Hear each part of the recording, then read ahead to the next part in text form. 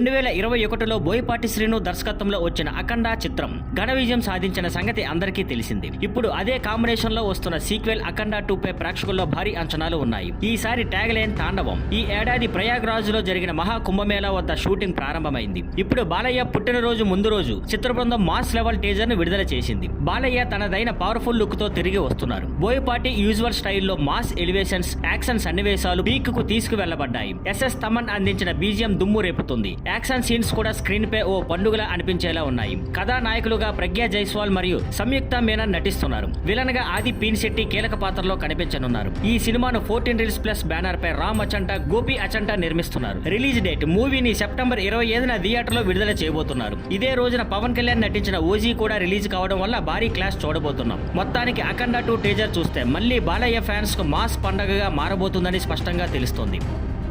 Thank you for watching. Please like, share and subscribe.